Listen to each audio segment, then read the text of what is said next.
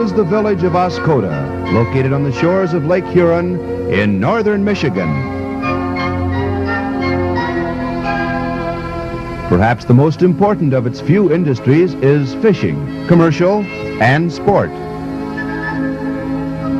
The oldest of the Fish for a Living outfit is this one, established by the COLBATH family over 70 years ago.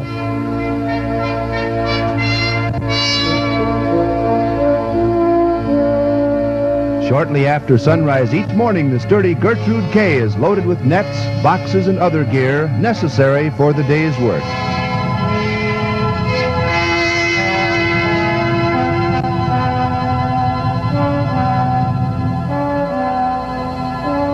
She's a good craft and young as boats go, built at Bay City in '48.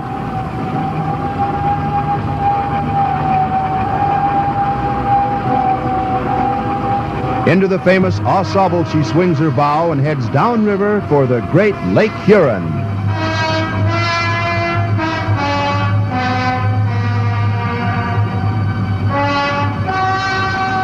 Three generations of COLBATHs have made this run every morning until solid ice in December closes the season.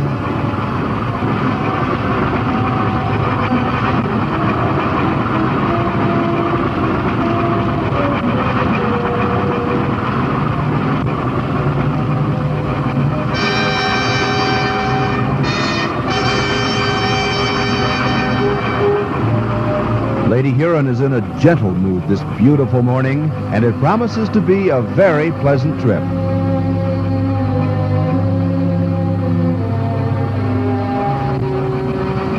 Meet Earl COLBATH, grandson of the founder and a fisherman from childhood. Brother Maurice is a master mechanic by trade, but poor health brought him back to the North Country. A pair of nephews help with the chores during summer vacation, Dale Dingman, who hopes to carry on when Uncle Earl retires, and Terry LaForge, who would rather be a TV repairman.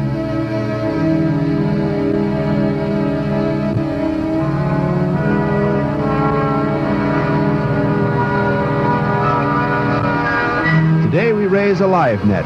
It's been down 2 days in what is considered good perch grounds, about 5 miles off Tawas Point.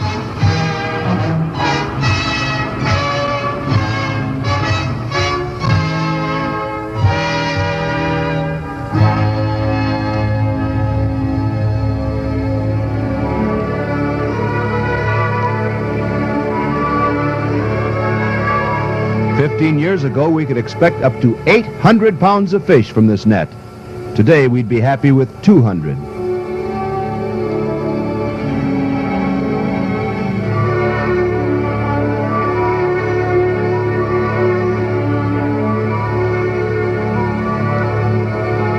The net feels heavy. It's got a load of something in it. Well, shiver my timbers, it's full of fish. Full of shad. Shad, a trash fish. Nothing but skin over fine bones. No flesh, not fit for fertilizer. Worthless.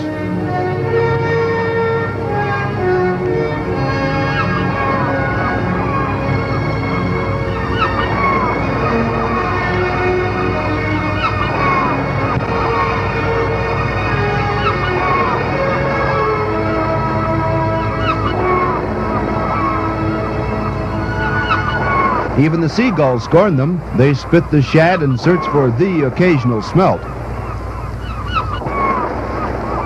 When they take over a feeding ground, all other fish are driven away.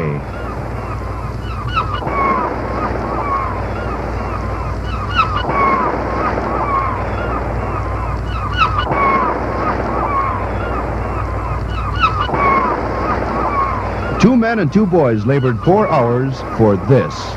A miserable 5 pounds of perch, not even enough to pay for the precious gas used on the trip.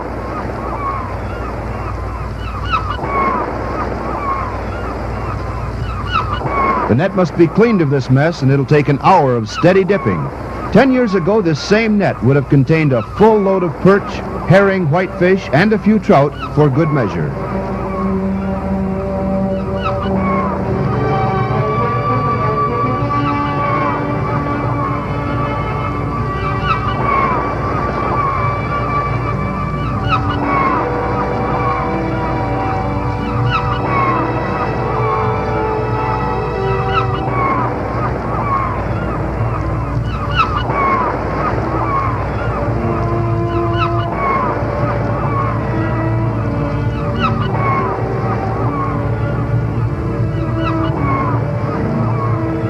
Arthritis is a tough handicap, but Maurice has learned to live with it.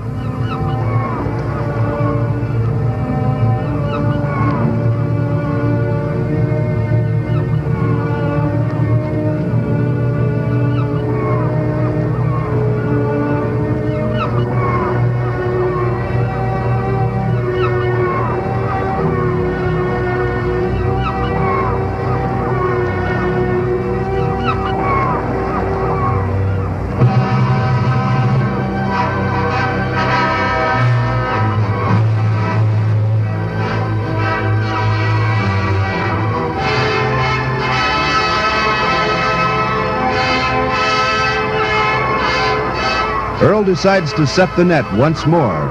If it has no fish in 2 more days, it'll be changed to another location or put in storage until a better tomorrow.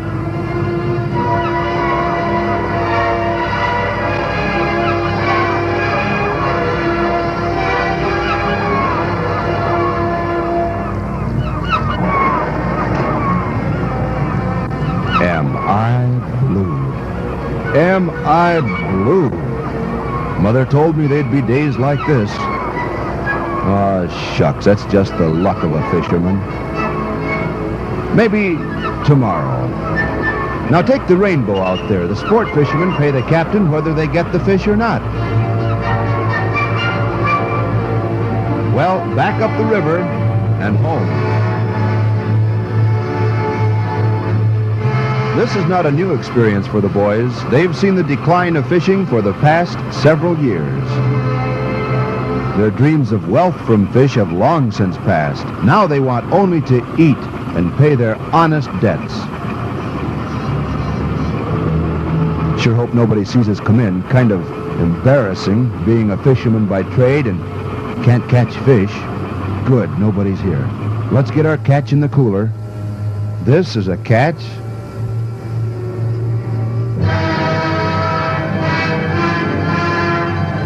Back to the salt mines.